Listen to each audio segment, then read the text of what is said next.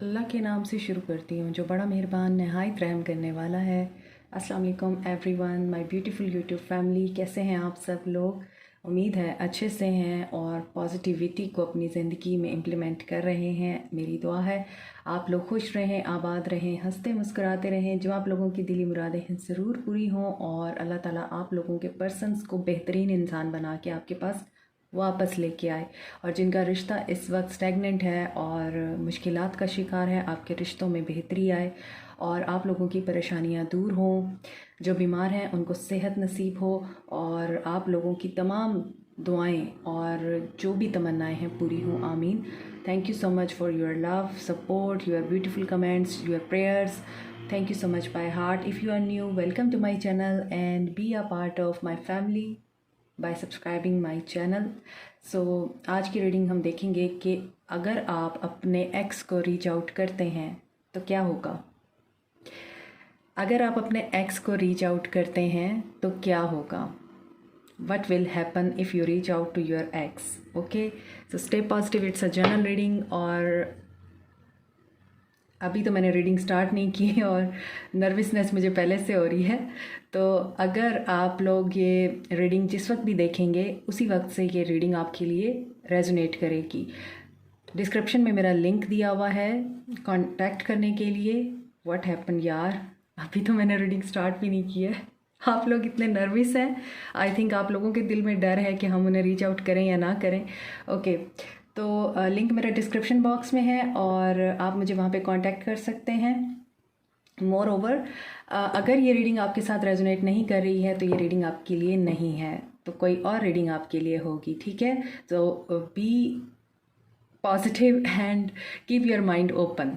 So let's start your reading. देखते हैं अगर आप अपने एक्स को रीच आउट करते हैं तो फिर क्या होगा। अगर मेरे व्यूअर्स अपने एक्स को रीच आउट करते हैं तो फिर क्या होगा। इस टाइप में please my viewers.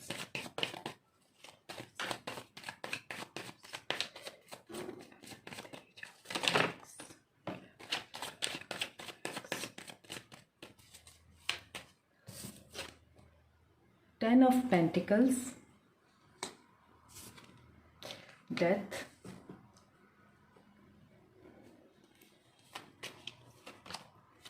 Six of Swords, Eight of Wands,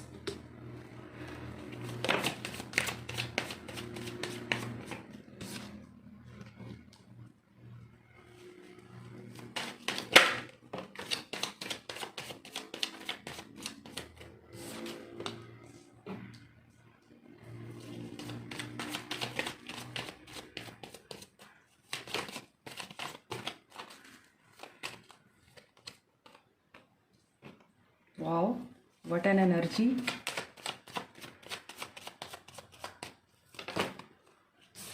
Eight of Cups, Five of Cups,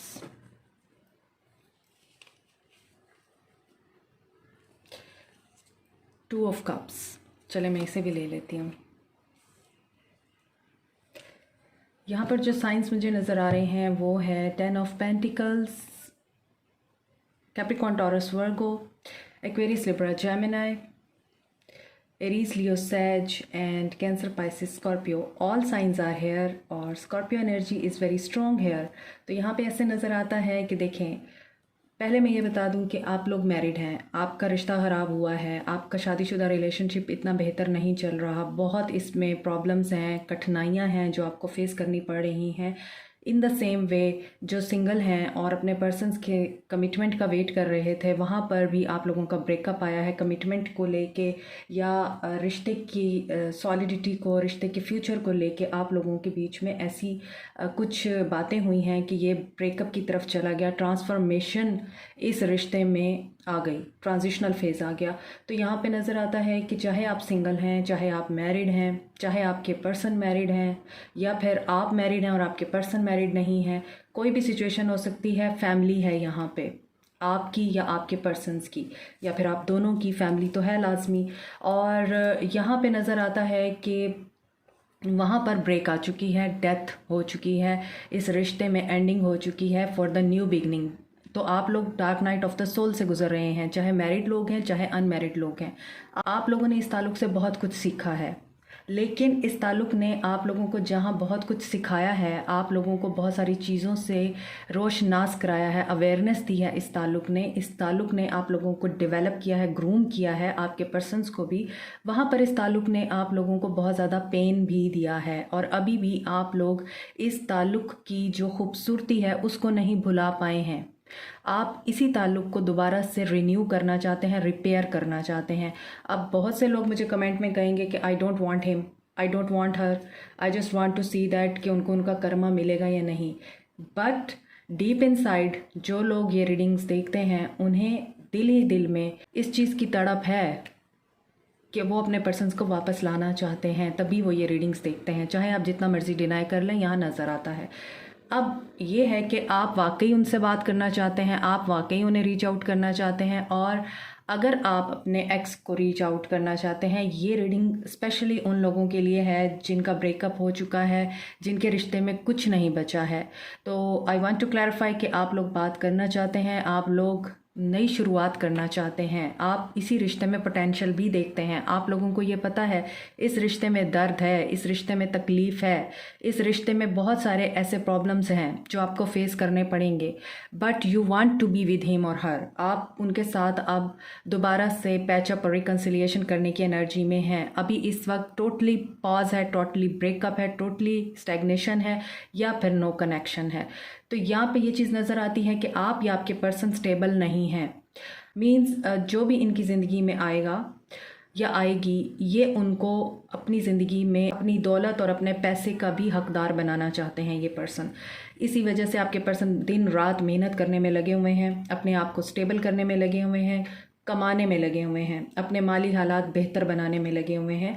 और यहाँ पे ये सिचुएशन नज़र आ रही है, अगर आप अपने पर्सन को रीच आउट करते हैं तो आपके पर्सन आपको स्नब नहीं करने वाले, आपके पर्सन आपको रिजेक्ट नहीं करने वाले। आपके पर्सन खुद ये चाहते हैं कि आप उनसे बात करें। अगर वो अपनी ईगो की वजह से या अपने देखें यहाँ पे अपनी कुछ मिस्टेक्स की वजह से आपको खो चुके हैं, आपको छोड़ के गए थे, वॉक अवे किया था उन्होंने, अब वो लॉस एनर्जी में हैं, वो भी आपके साथ 2 ऑफ कप्स की एनर्जी में आना चाहते हैं, रिकंसाइल करना चाहते हैं, फेस टू फेस 1 to 1 बैठ के बात करना चाहते हैं, मामलात को बेहतर बनाना चाहते हैं आपके पर्सन। यही वजह है कि उनके अंदर ये करेज नहीं है, यहाँ पे उनकी ईगो कहीं भी नज़र नहीं आ रही। रीडिंग बहुत क्लियर है, यहाँ पे आपके पर्सन में ईगो नहीं है, ईगो की वजह से वो आपको रीच आउट नहीं कर रहे, ऐसा नहीं है। वो अपनी गलतियों की वजह से शर्मिंदा हैं, उन्हें पता है वो चीज़ें ख़राब कर चुके हैं, उन्हें पता है रिश्ता ख़राब कर चुके हैं, इसी वजह से उनके अंदर ये करेज नहीं है कि वो आपको रीच आउट करें।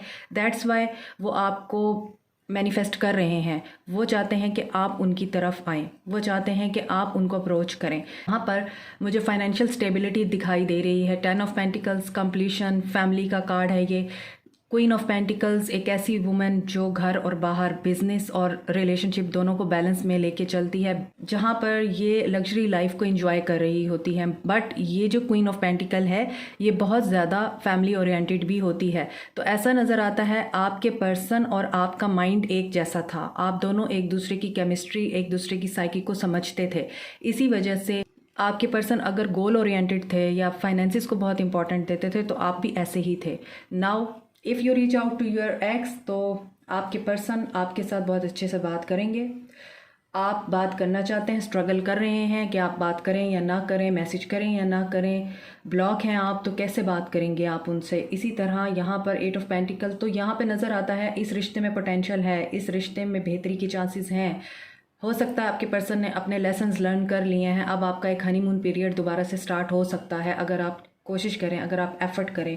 और यहाँ पर ये भी नज़र आता है कि आपके पर्सन हो सकता है अगर आप उनको अप्रोच करें, उनसे बात करें, उन्हें मैसेज करें या उन्हें कॉल करें, तो आपको जो चीज़ उनसे चाहिए, आपको सॉलिड कमिटमेंट चाहिए, अभी भी वो इस एनर्जी में नहीं है। आपको पेज की ही एनर्जी देंगे आपके पर्सन, बट ग्रेजुअली ये रिश्ता दोबारा से हील होगा, दोबारा से ये रिन्यू होगा।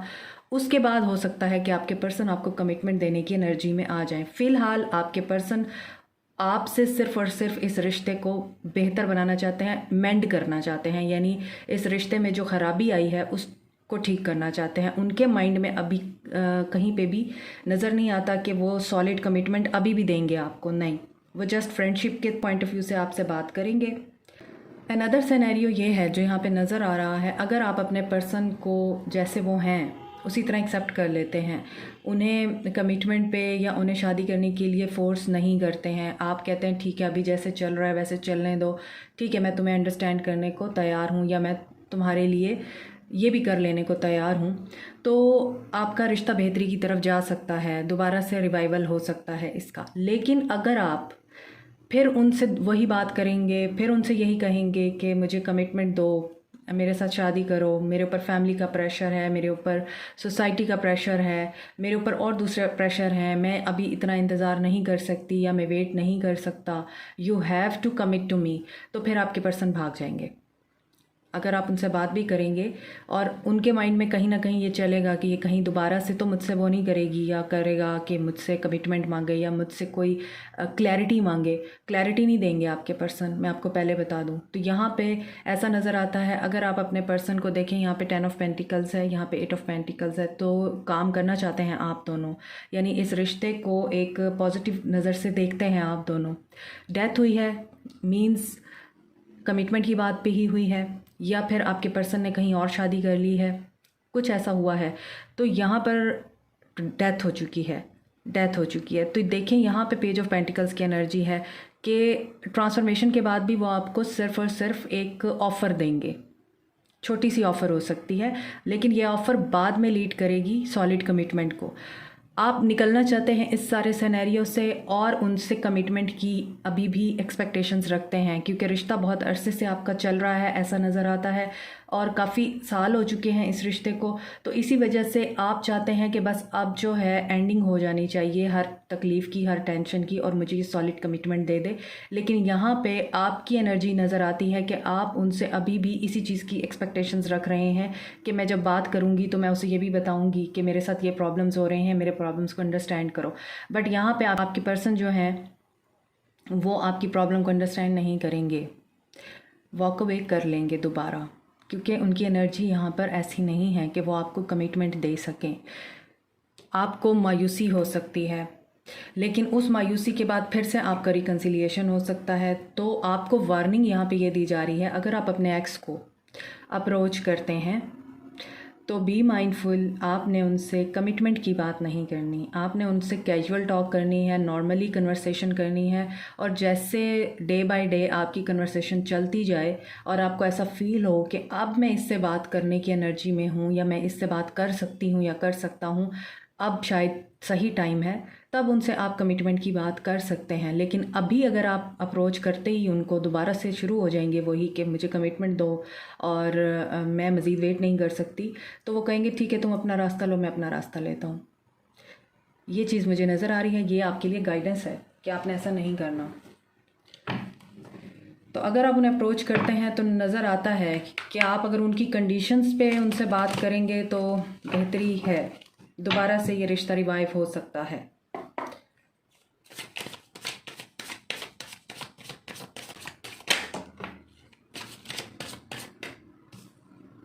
देखें प्रॉस्पेरिटी बिगिंस, शैडो, जो आपके फियर्स हैं उनको आप अपने अंदर से रिमूव कीजिए। मटेरियल हार्वेस्ट, 9 की एनर्जी है यहाँ पर, देखें 999 आ चुका है। यहाँ आप लोग कार्मिक्स के साथ हैं, आप लोग अपना कर्मा फेस कर रहे हैं, और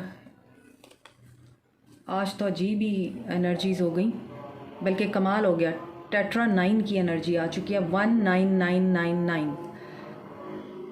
सो ये आपका कर्मा है, कर्मा आपके पर्सन का और आपका क्लीन हो रहा है। आप दोनों ही एक दूसरे के लिए कार्मिक्स रहे हैं या फिर सोलमेट्स रहे हैं, लेकिन यहाँ पे कार्मिक बैगेज क्लियर कर रहे हैं, कार्मिक क्लेंजिंग हो रही है आप दोनों की। इसमें तो फिर वही बात है, मैं हमेशा यही बताती हूँ कि कर्मा जो है वो अपने टाइम पे ख़त्म होता है जब शुरू होता है। जब तक आप अपने शैडो साइड पे काम नहीं करेंगे, इंडिपेंडेंट एनर्जी में नहीं आएंगे, ये भी इंडिपेंडेंट एनर्जी है, ये भी इंडिपेंडेंट है, यहाँ भी इंडिपेंडेंट एनर्जी है, यहाँ आपका ही शैडो साइड आपको मिरर कर रहा है। तो अपने ऊपर फोकस कीजिए, अपने ऊपर ध्यान दीजिए। और यहाँ पे नज़र आता है कि अपनी इंडिपेंडेंट एनर्जी में आए, अपने पर्सन्स की एनर्जी के ऊपर आप डिपेंड करना छोड़ दीजिए कि जैसे वो आपकी ज़िंदगी में रहेगा तो फिर आपकी ज़िंदगी में खुशी आएगी, वो अगर रहेगी तो आप लोग आगे अपनी ज़िंदगी में मूव कर सकेंगे, अपने कामों को बेहतर तरीके से कर सकेंगे। इस एनर्जी से बाहर आइए, अपनी एनर्जी में आइए, ताकि आपकी ज़िंदगी में सॉलिड कमिटमेंट आपको मिल सके, आपकी ज़िंदगी में प्रॉस्पेरिटी आ सके। ये है एस ऑफ पेंटिकल्स की एनर्जी। तो न्यू बिगनिंग हो सकती है अगर आप अपने ऊपर काम करके पॉजिटिव एनर्जी में रह के उनको ये शो कराएं कि now you have grown up and you have transformed. तो ये ट्रांसफॉर्मेशन आपके लिए भी है। अगर वो नहीं आपको अप्रोच कर रहे तो अगर आप अप्रोच करते हैं तो ये सिनेरियोज हो सकते हैं जो मैंने आपको बता दिए हैं। But this is Karma. तो कर्मा में ये होता है कि आपको बहुत सोच समझ की बात करनी होती है, बहुत सोच समझ के माइंड के साथ आप लोगों को चलना होता है। दिल की नहीं सुननी होती, दिमाग की सुननी होती है। और दिल आपको अगर मजबूर भी कर रहा होता है तो आपको बहुत सारी चीज़ें अपने आप तक रखनी होती हैं। अपने दिल को मारना होता है आपने, जब आपका कर्मा चल रहा हो, क्योंकि कर्मा जो है वो अपने तरीके से लोगों को चलाता है। आपको सिचुएशंस के साथ ही चलना होता है। यहाँ पे यही नज़र आ रहा है कि आपकी सारी एनर्जीज़ हैं, आपको अपने ऊपर काम करना है। आप अगर उनसे बात करना भी चाहते हैं तो आपको बता दिया गया है कि आपको क्या करना है। और अगर आप इंडिपेंडेंट होकर उनसे बात करते हैं तो पॉसिबिलिटी है कि आप लोगों का रिश्ता रिवाइव हो जाएगा। कमिटमेंट बहुत देर से मिलेगी। 9-9 की एनर्जी है, 9 मंथ्स 9 वीक्स लग सकते हैं। कुछ लोगों के लिए 9 वीक्स 9 मंथ्स हो सकते हैं। और यहाँ पे टेट्रा 9 की एनर्जी है। अगर आपको 999 दिखता है, अगर आपको 199 991 या फिर 999 की एनर्जी दिखती है, कहीं भी एंजल नंबर ये दिखता है, तो इसका मतलब यही है कि कर्मा आपका क्लीन हो रहा है, ये एंड होने की सिचुएशन में है। इसके बाद आप लोगों के लिए न्यू बिगनिंग होगी। तो अगर आप उनको रीच आउट करते हैं, बहुत ही सोच समझ के बात करनी है, फिर ये वॉक अवे की एनर्जी आप लोगों के लिए मैनिफेस्ट नहीं होगी। सोलमेट्स, मैंने अभी आपको बताया है कि आप लोग कार्मिक्स हैं या सोलमेट हैं। Your soulmate is already with you in spirit. Believe this and they will manifest physically. So you have to believe on this और you have to believe on this reading. He is also feeling your energy as you are soulmate. तो यहाँ पर यही चीज़ मुझे नज़र आ रही है। वही चीज़ मैनिफेस्ट करें जो आप चाहते हैं। नेगेटिव एनर्जीज़ को मैनिफेस्ट नहीं कीजिए। जैसा कि यहाँ पे नज़र आ रहा है शैडो है, तो आपके दिल में जो डर है, जो फियर है कि मैं उसे अप्रोच करूँगी तो वो मुझसे लड़ेगा या वो मुझे अब्यूज़ करेगी या फिर वो मुझे ब्लॉक कर देगी अगेन, ऐसा नहीं होगा। Trust on this and work on yourself before approaching your ex. This is it for today. Comment section में फीडबैक ज़रूर दीजिएगा। Thank you so much. Take care. God bless you all. Bye.